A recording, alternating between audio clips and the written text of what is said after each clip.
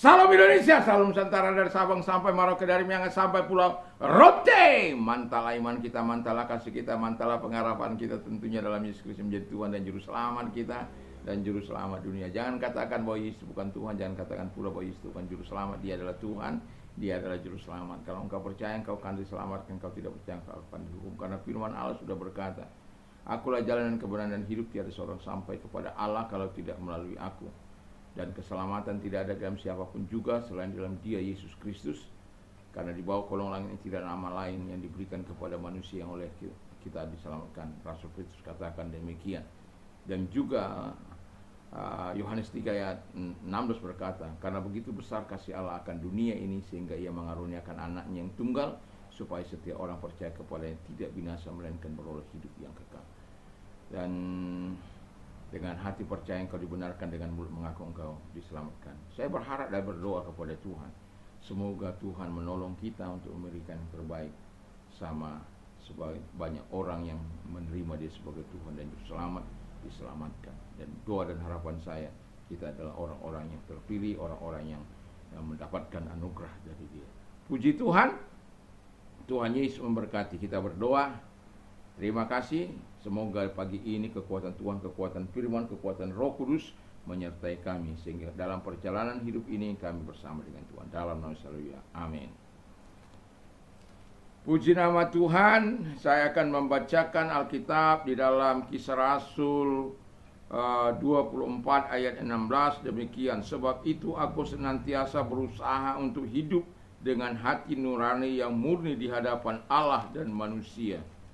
Saya bacakan satu ayat lagi di dalam Kisah Rasul 23 ayat 1. Sambil menatap anggota-anggota mahkamah agama, Paulus berkata, hai saudara-saudaraku, sampai kepada hari ini aku tetap hidup dengan hati nurani yang murni di hadapan Allah. Tadi kemarin saya menyampaikan tentang doa orang benar dan bagaimana doa itu jadi pendoa yang benar. Ya, saya pikir ada perubahan waktu. Ternyata sudah malam. Ya, karena ini lagi rekaman, jadi kadangkala kita lupa. Nah, pendoa yang benar di hadapan Allah. Pendoa yang benar di hadapan Allah harus memiliki hati nurani yang murni, sebagaimana yang kita baca tadi. Di hadapan Allah dan di hadapan manusia. Mengapa Paulus begitu berani menghadapi siapapun mereka yang mendakwa hidupnya? Karena hati nuraninya baik. Dia dapat pertanggungjawabkan di hadapan manusia maupun di hadapan Tuhan. Manusia itu bukan di atas di bawah. Kadangkala ya. Jadi kita sebagai orang yang percaya, yang mau berdoa buat sebuah kegerakan, kita harus betul-betul ada di posisi ini. Kita harus menjaga dengan sekuat tenaga. Bukan dengan kekuatan kita, bukan dengan kemampuan kita. Kita kan sudah diberikan anugerahkan kasih karunia Tuhan, Roh Kudus, firman Allah dalam hidup kita. Allah tinggal dalam hidup kita. Yesus ada dalam kehidupan kita, kata firman Allah. Jadi kalau kita bisa memiliki hati nurani yang suci, yang murni di hadapan Allah, bukan karena kehebatan kita, karena adanya kekuatan Tuhan yang senantiasa ada dalam hidup kita. Sehingga kita dapat mengaplikasikan, menerapkan dengan taat apa yang diajarkan oleh Tuhan kepada kita. Jadi seorang pendoa yang benar di hadapan Allah, dia harus betul-betul hidup di hadapan Allah dengan hati nurani tanpa dakwaan. Karena kita tahu bahwa iblis itu kerjanya memang mendakwa, menuduh, dan macam-macam lah itu. Pekerjaannya itu kan dia datang hanya untuk mencuri, membunuh, dan membinasakan. Kalau engkau menyerahkan diri kepadanya, ya hancurlah. Ya. Nah, kita juga harus, yang kedua, kita juga harus mengetahui siapa musuh kita. Ya, musuh kita itu bukan manusia. Kalau ada orang-orang jahat, ada orang-orang sadis, ada orang-orang kejam, ada orang-orang yang tidak taat, ada orang-orang yang korupsi, ada orang-orang yang rela menghancurkan keluarganya sendiri hanya demi mamon.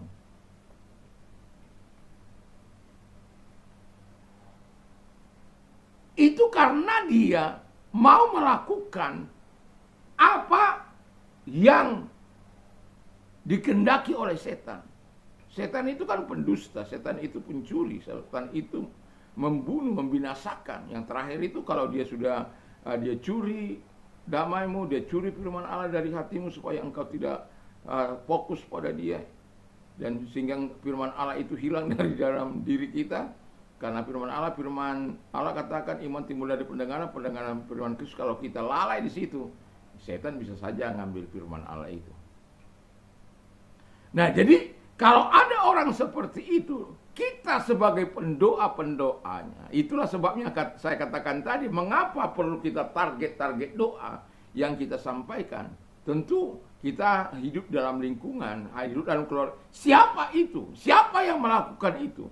Masyarakat kah? Atau orang dekat kita kah? Atau sahabat kita kah? Atau teman kita kah? Atau lingkungan di mana kita ada, di lingkungan kita ada.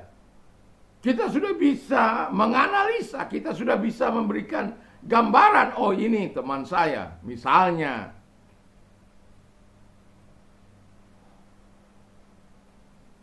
Berarti kita mendoakan teman yang sedang dikuasai oleh roh jahat itu, roh iblis itu, roh setan itu, atau pemberontak itu. Kita tahu, saya sudah sering kali katakan, setan itu membuat kita memberontak, iblis itu membuat kita membuat huru hara lah ya, dan juga menuduh, mendakwa, menimbulkan hal-hal yang tidak seharusnya gitu. Dan juga penggoda itu menggoda kita supaya keluar daripada firman Allah, lalu datanglah si roh jahat itu supaya engkau jahat, berbuat sebagaimana keinginan dari bapa pembohong itu. Itu sebabnya nanti sore saya akan mengingatkan kita supaya kita tahu siapa yang kita hadapi, dan kita tahu dan kita ingat bahwa Allah itu senantiasa menyertai kita, sehingga kita tidak perlu takut walaupun dia punya pengalaman ribuan tahun, dia punya pengalaman menghancurkan musuh-musuh Tuhan, musuh-musuh iblis itu. Jadi dia punya kekuatan untuk menghancurkan. Tetapi kalau kita bersama dengan Allah, dia tidak punya kekuatan untuk itu. Nah, jadi kita harus tahu perjuangan kita bukan melawan darah dan daging, tetapi melawan pemerintah-pemerintah, penguasa-penguasa, penghulu-penghulu dunia yang gelap dan roh-roh jahat di udara. Dialah yang menggerakkan ini, membuat orang tidak taat, membuat orang memberontak, anak-anak muda memberontak kepada orang tuanya, membuat orang-orang menjadi pelacur, membuat orang-orang menjadi penjudi, membuat orang-orang pecandu narkoba, dan lain sebagainya. Dan itu sebabnya kita perlu mengorganisir sebuah kekuatan. Kita perlu membangun kubu-kubu doa dimanapun kita ada, di keluarga kita, di lingkungan kita, di pelayanan kita. Kita perlu membangun. Dan sembari kita juga harus menjadi seorang pendoa yang benar-benar di hadapan Allah. Dengan apa tadi saya katakan? Dengan hati nurani yang murni, dan kita tahu siapa musuh kita. Kita bukan hanya sembarangan memukul, bukan sembarangan meninju. Dan yang mau saya katakan kepada kita adalah, musuhmu itu sangat kuat. Kalau kau tidak bersama dengan Tuhan, kau akan dihancurkan. Dia punya pengalaman ribuan tahun yang lalu. Sorga pun dibuat geger sama dia, si Lucifer itu.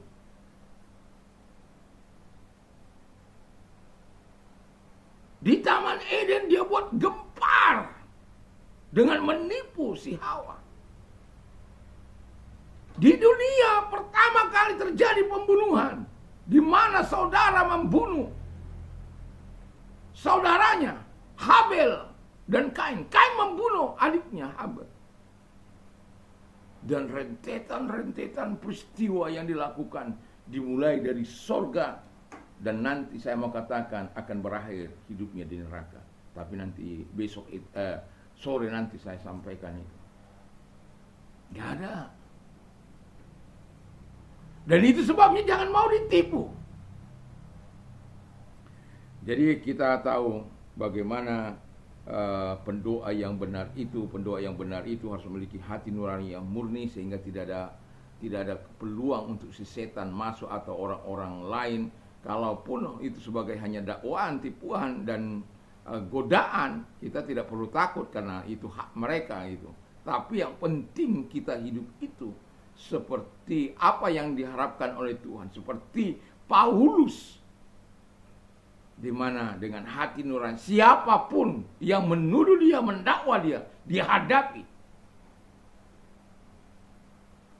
Dia nggak takut karena apa?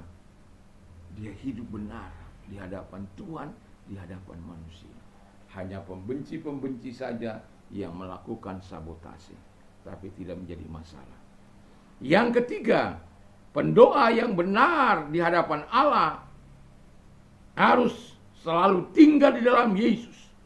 Sebab di dalam firman Allah Yohanes 15 ayat 5 dikatakan, kita tinggal dalam Yesus, Yesus tinggal dalam kita, kita akan dapat berbuah, kita akan dapat melakukan segala sesuatu. Without me you can do nothing. Tanpa aku engkau tidak dapat melakukan apa-apa. Dan itu sebabnya saya mau katakan, kita harus menjadi pendoa yang sapaat, harus memiliki hati nurani yang murni, harus mengetahui siapa musuh kita itu, dan juga harus selalu tinggal di dalam Yesus, dan Yesus di dalam kita sebagai pendoa-pendoa. Kalau Yesus tidak ada dalam hidup kita, memangnya kita siapa? Memangnya kau terlalu hebat? Memangnya Simon terlalu hebat? Memangnya Pak Jenggot ini, si Opung ini terlalu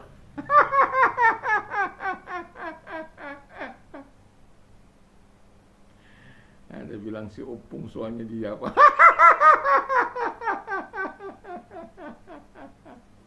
Tapi yang mau apapun ya silakan sajalah ya.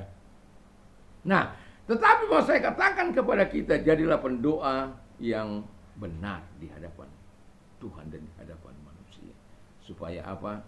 Kita akan melihat doa-doa yang kita hasilkan bagi daerah kita, bagi kota kita, bagi hidup kita. Kekuatan Tuhan senantiasa akan menyertai. Dan ingat,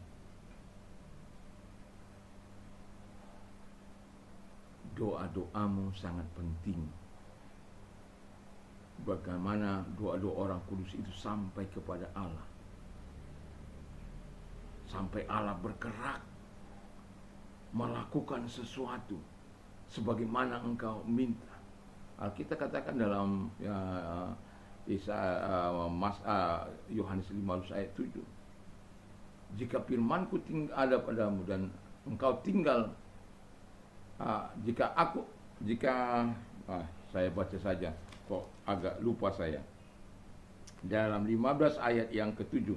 Jika kamu tinggal di dalam aku dan firmanku tinggal di dalam kamu, mintalah apa saja yang kau inginkan, maka semuanya itu akan diberikan kepadamu. Jadi kadang-kala otak ini hang juga. Jadi Tuhan mau memberikan yang terbaik bagi kita. Tapi tinggallah dalam Dia. Supaya kita melihat sebuah kegerakan di kota kita, kegerakan di bangsa kita. Orang hidup saling tentram, saling damai, saling menghormati karena adanya doa-doa orang kudus. Ketika seseorang di Afrika ditanya, mengapa kamu menjadi orang percaya kepada Yesus? Kita tahu Afrika bagaimana situasi kondisi.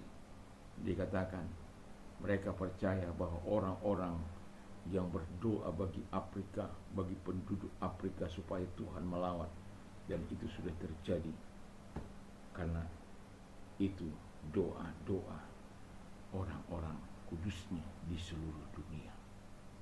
Dan itu sebabnya ambil bagian dalam doa, tetapi tetap menjaga hidup ini di dalam kehendak Allah. Jangan serampangan. Jangan seperti teman saya itu hidup dalam dosa lalu mengusir setan. Lalu setan bilang, siapa kamu? Kamu kan sahabat saya. Kamu kan teman saya. Kamu usir saya. Langsung dia pergi.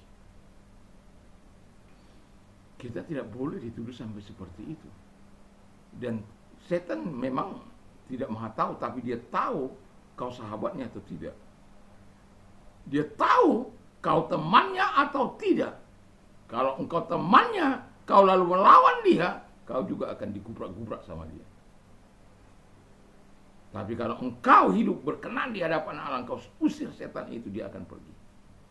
Itu sebabnya pentingnya kita hidup untuk mengcover keluarga kita, mengcover saudara-saudara kita, mengcover seluruhnya. Perhatikan khotbah saya, 8 target doa kita yang harus kita sampaikan kepada Tuhan dalam kehidupan kita sehari-hari.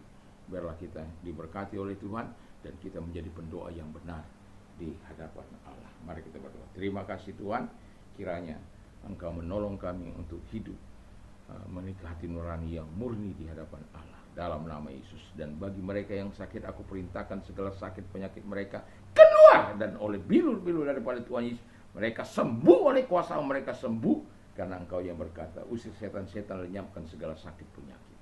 Dalam nama Tuhan Yesus juga kami berdoa kepada mereka-mereka yang sedang mengalami masa hari-hari ini, Bapa di surga. Kami mungkin sudah kebingungan apa yang kami lakukan, tidak tahu lagi. Tapi kami tahu bahwa Engkau adalah Allah yang menolong kami tepat pada waktunya. Di dalam nama Yesus, kiranya pertolongan Tuhan, kebaikan Tuhan datang dalam nama Yesus Kristus. Terima kasih Bapa di surga, sehingga mereka semuanya boleh memuliakan Engkau, mengagungkan Engkau karena pertolongan yang Engkau berikan kepada mereka, mengeluarkan mereka dari setiap permasalahan mereka. Di dalam nama Yesus kami bersyukur dan berdoa. Haleluya, amin. Selamat pagi. Selamat kita beraktivitas tentunya bersama dengan Tuhan. Tuhan Yesus memberkati. Mantap, mantap, mantap.